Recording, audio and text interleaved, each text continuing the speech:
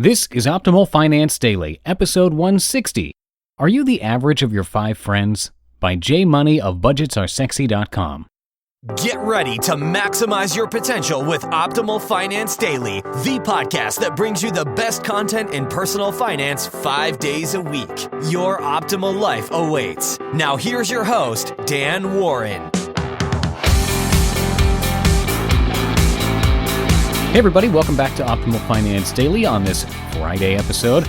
This is where I read to you from some of the very best personal finance blogs on the planet, of course, and today's post comes to you from M.O.N.E.Y of budgetsaresexy.com, and we're going to get to that in just a minute. And if you like listening instead of reading, you might want to check out our 2 brother podcasts, Optimal Living Daily and Optimal Health Daily. They're very similar shows to this one in that the hosts read blog posts to you, so if you like this show, you'll certainly love those as well. You can search for them, subscribe, and you'll get to hear a lot more amazing content read to you for free. And with that, let's hear today's post here on Optimal Finance Daily as we optimize your life. Are you the average of your 5 friends? By M.O.N.E.Y of budgetsaresexy.com. Got sent this quote from a reader. You are the average of the 5 people you spend the most time with. It sounded catchy and familiar, so I tweeted it. And then I got to thinking, is that really true for me personally? I group my friends into different categories, all depending on the specific situation. For example, my chill friends. These are the guys and girls I can just come over and watch a show with or grab lunch or something. No pressure, no problems. My party friends are the ones I share beers with and pretty much know I'm going to have a hell of a good night if I call them. My advice friends. Sadly, I don't have many of these, but my wife says I don't ever ask for advice anyway, and it's something I need to work on. There's probably only one other person other than her I'd tell my secrets to right now, as bad as that sounds. Not that I have many secrets anyways, I'm actually kind of boring.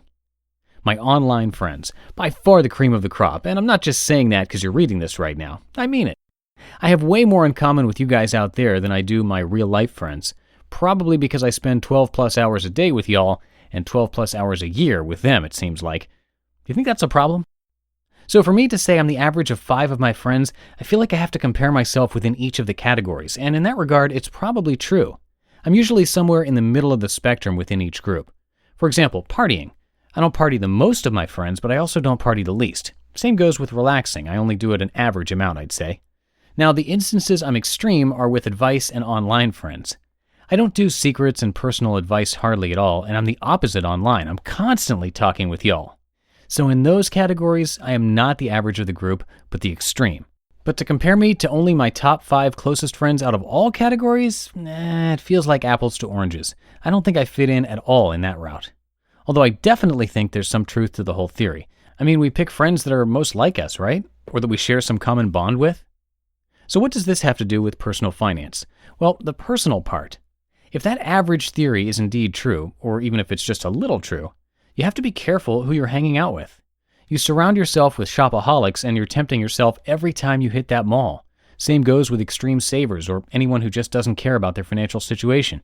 The more you spend time with them, the more opportunity you have to follow suit, whether you actually do or not. Of course, the way to stay true to what you really want out of any situation is to set a game plan and then do it, no matter where you are or who you're hanging out with. And let me tell you, that takes a lot of confidence and, quite frankly, balls.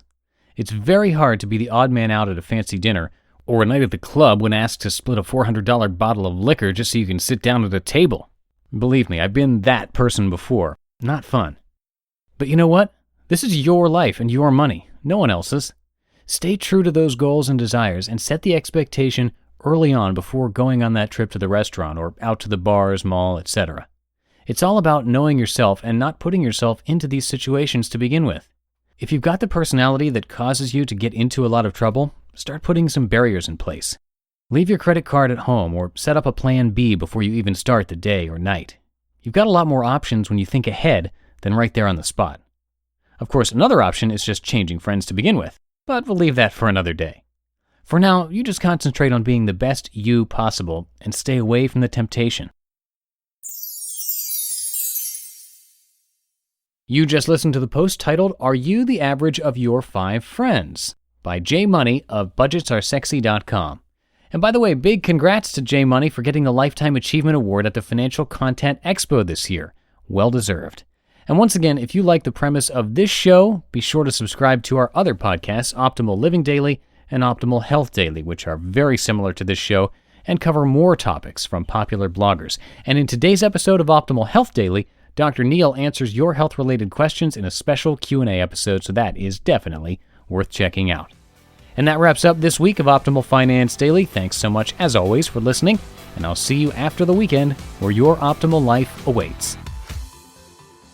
Hello, Life Optimizer. This is Justin Malik, creator and producer of this podcast, but also Optimal Living Daily, the show where I read to you from even more blogs covering finance, productivity, minimalism, personal development, and more from incredible bloggers like Derek Sivers, Zen Habits, Mark and Angel, The Minimalists, and all the ones you hear on this show too. So if you enjoyed today's episode and like taking amazing blogs on the go, come on over to Optimal Living Daily and subscribe to that one too. And together, we'll start optimizing your life. You've been listening to Optimal Finance Daily. Be sure to hit the subscribe button to stay up to date on each new episode and head to oldpodcast.com. That's OLDpodcast.com for a free gift as well as more actionable tips and resources to help you maximize your potential. Thanks for joining us, and remember, your optimal life awaits.